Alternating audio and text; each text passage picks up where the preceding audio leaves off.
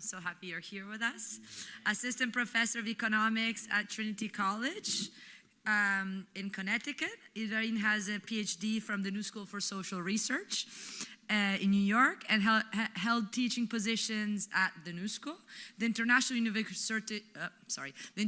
University College of Turin, the IUC, Birzeit and Al-Quds University. He also held research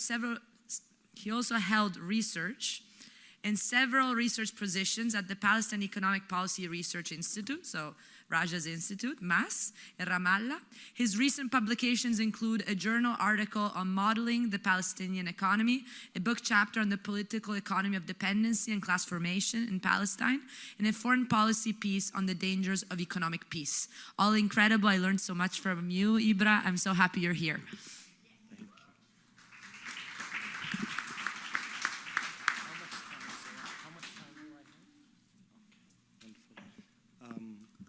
Thank you. I was telling some of my colleagues, I think I watched too many mediocre Hollywood movies where the speaker is supposed to say something and they have it written. And then the last moment, she or he decides, I'm going to rip this apart and I'm going to say something completely new. And after listening to the president yesterday, that's what I did, unfortunately. For me, which is why I spent this morning writing something that still connects Palestine to heterodoxy and political economy, but also kind of responding to some of those notes. So let me first start by thanking Jisoo and Bruno and Clara and Scott and everybody who is responsible for this project. As somebody who works at the intersection of heterodox economics and the political economy of Palestine, this is emotional for me. This is my community. This is my collective. And I really do appreciate being able to be here and speaking to you. I also wanted to thank the president of the University of Tulsa, first for his vision and support for this idea, but also for his remarks. I'll admit, hearing his opposition to a panel that I'm at is not the most welcoming, but I'm sure we all here have thick skin and we've faced much worse than this. And while I disagree with him, I do want to take him by his offer and to use this space to explain precisely why it is crucial to discuss Palestine in the way that we are discussing it here today. It is quite common to hear demands about representing everybody. Interestingly, when Matthias talks about conflict, he's not asked to bring in the capitalists here. And when Bob talks about the oligarchic tendencies, he's not asked to bring those people here. But when we talk about Palestine, it's expected to do that. And I get it. Listen, if this was something about international relations or about the Palestinian Israeli or Arab Israeli negotiations, it might be an acceptable idea. But this is a gathering about heterodox economics. There are no equal sides here, Anwar, right? Now, death is equal, yes. Sorrow is equal. The tears of a mother holding a baby is equal. But that's only one side of the coin. We're taught as heterodox economics not only to look at one side, the exchange sphere.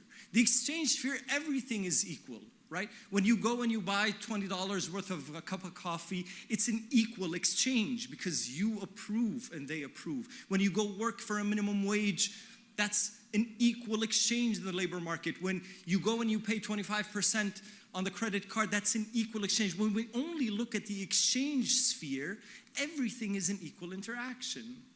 But then we're told in heterodox economics to look at the production sphere.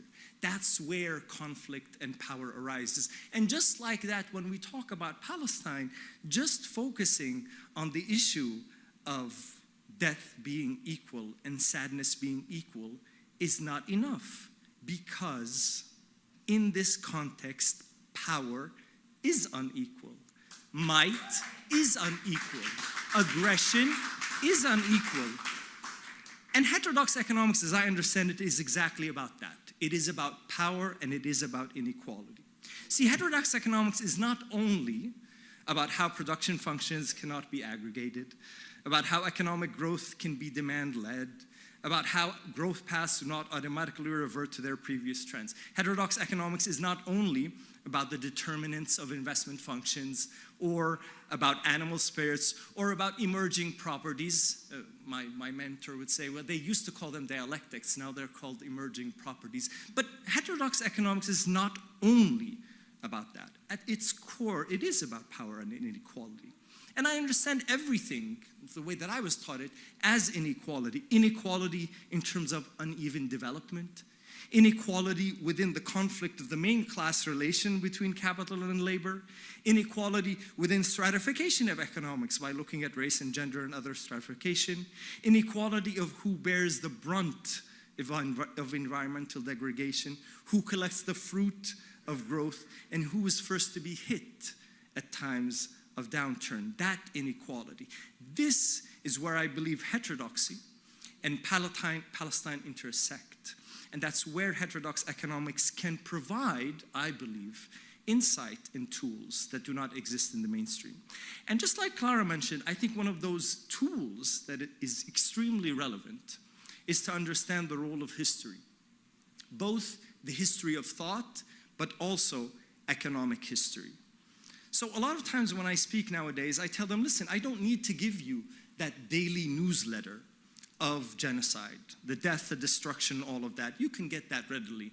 And because Palestinians are dehumanized, we have it televised. We have a televised genocide going on. But I do think understanding how we got here today is where we can add something.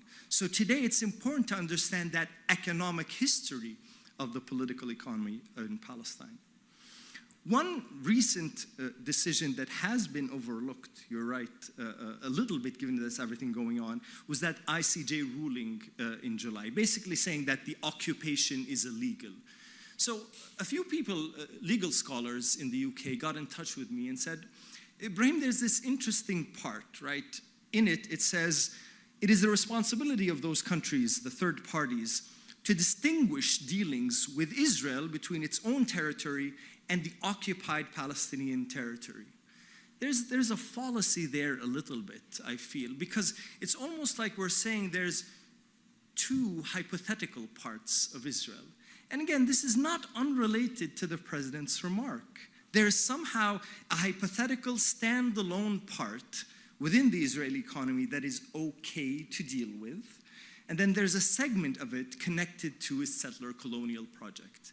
And again, when I say settler colonial project, I mean in the US, you sometimes get this pushback.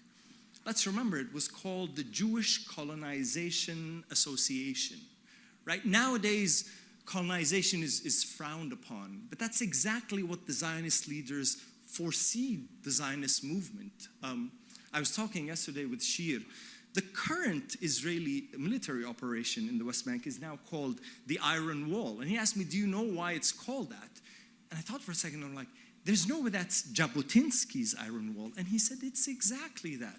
So if you guys just read one thing after today about Palestine, the 1923 pamphlet that is available online by Ze'ev Jabotinsky is something to read. Ze'ev Jabotinsky is the ideological grandfather of revisionist Zionism of the Likud party that Netanyahu is the head of. And I do want to quote, because I believe these three quotes are the most important part of everything that I'm going to say. Very, very short. This is what Jabotinsky is saying in 1923. My readers have a general idea of the history of colonization in other countries. I suggest that they consider all the precedents and see if there's one solitary instance of any colonization being carried on with the consent of the native population. There is no such precedent. The native populations, civilized or uncivilized, have always stubbornly resisted the colonists. He says, we may tell them whatever we like about the innocence of our aims, watering them down and sweetening them with honeyed words to make them palatable. But they know what we want as well as we know what they don't want. Mr. President, here's what he says. They feel at least the same instinctive jealous love of Palestine as the old Aztecs felt for ancient Mexico and the Sioux for their rolling prairies. This is what Jabotinsky is saying. Zionist colonization, this is where the Iron Wall comes from.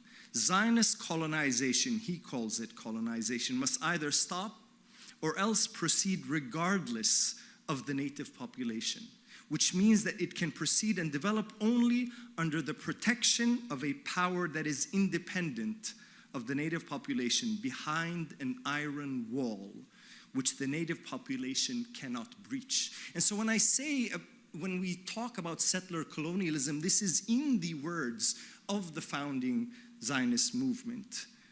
So they got to me and they said, well, Ibrahim, can we have this division, right? There's a part of Israel that connects and a part that does not connect to settler colonialism. And my answer was, which obviously they knew, was absolutely not, right? And so there are 2 points that I want to mention related to that. First, the reason why you can't do that is that the path dependency of the Zionist settler colonial project, aided by the British Mandate and the Zionist organization, make a strong argument that the evolution of Israel's economy today would have not been possible had it not been for its colonial foundation. Very similar to the scholarship showing that the past dependency of today's US economy on slavery. So, you know, Becker's book about slavery's capitalism and other works in that context. So it's important to understand that part before even the establishment of the State of Israel. Following the Balfour Declaration, which was in 1917, the British Mandate not only included in their charter in Article 6 that the administration, the British administration, would facilitate Jewish immigration and encourage settlement by Jews, it deliberately facilitated the growth of the Jewish economy, this is before the establishment of the State of Israel, and imposed policies that would ultimately strip Palestinians from their main means of production, which is their land. What did the mandate do? The mandate required taxes in agriculture be in cash, not in kind, driving peasants into debt and borrowing with higher interest. It provided some of the first economic concessions of vital projects in Palestine, including the electricity company, the salt company, and other. But also, very importantly, how we are using trade, Pepe. The mandate was deliberate in skewing the tariff and trade policies to benefit Jewish industries. And so one example is that it would have high tariffs imposed on cement and chemicals, which were Jewish productions, to protect the, kind of that infant industry protection of Jewish industries, while it had absolutely no tariffs on olive oil and soap, which were mainly Arab products at that time. So following those distortions, it's not a surprise that 25 years after the mandate, what you had was the weight of the overall Jewish economy overtook now its Arab counterpart. It grew from 19% of overall production to 53%, and the Jewish share of industrial manufacturing production was around 90%. Jewish capital investment became 90% of that total economy. So this is all before the State of Israel. Now, after the State of Israel was created, the extent to which the Palestinian economy became reliant on the Israeli goods and labor market, as Lamis mentioned, as well as Israel's policies of control over borders, natural resources, and financial resources, have also been instrumental in the current global standing of the Israeli economy. Israel would achieve significant economic benefits as a byproduct, Raja, of its continued settler colonial project, which aims to control the land and replace the native population. So Lamis mentioned the dependency on the labor market. This did start, especially after 1967, a huge wave of proletarianization, where you had self-employed Palestinians who were working in agriculture, losing their capital, and as Carl would say, only had their labor to sell, right? So Palestinian labor served Israel in a multitude of ways. Clearly, the introduction of this new pool of cheap labor curtailed wage inflation and ensured a steady profit for Israeli capitalists, but also that reserve army was utilized sometimes to quell conflict between Israeli capital and Israeli labor. So it suppressed the bargaining power of Jewish labor at times of recessions, right? Hey, we have this alternative for you, but also allowing for some sort of social mobility at times of growth. But it's not just Palestinian work in Israel, there was also Palestinian work for Israel, hiring Palestinian enterprises as subcontractors. One of the first places that I worked in as a 15-year-old was a small pillow workshop in Tulkarem that was actually a subcontractor for an Israeli company.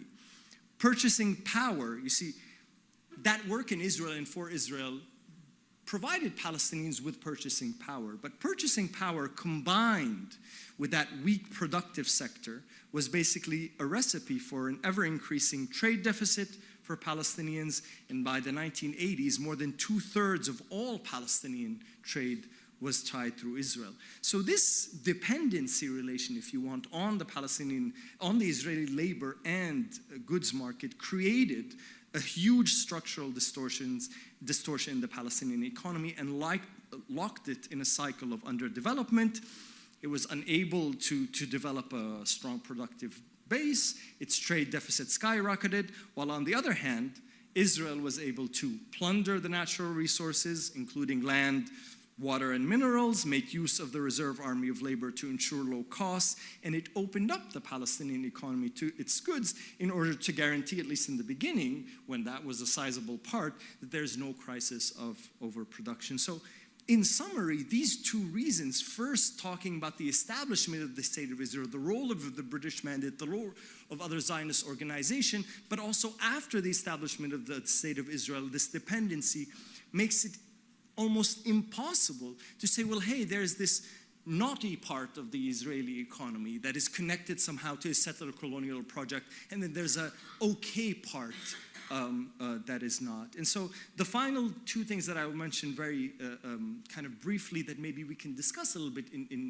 aside from this notion of dependency and talking about what the Palestinian economy looks like and that political economy and the conflict of Palestinian labor vis-a-vis both Palestinian and Israeli capitalists. But there are two other points that I do want to mention that maybe we don't discuss enough here. And so the first is the usefulness of heterodox economics to understand political phenomena as well. Even that old vintage good dependency theory, Ingrid, tells us about the role of the comprador, right? That you have a segment within the periphery that has its interests aligned with that of the core. And it's very important to understand that if you're looking at the Palestinian Authority today, and please, if you're interested in that, just read about the Palestinian Authority's recent operation in the Jenin refugee camp just in the last 2 weeks. So understanding the role of the Palestinian Authority in that sense is important. And second, while clearly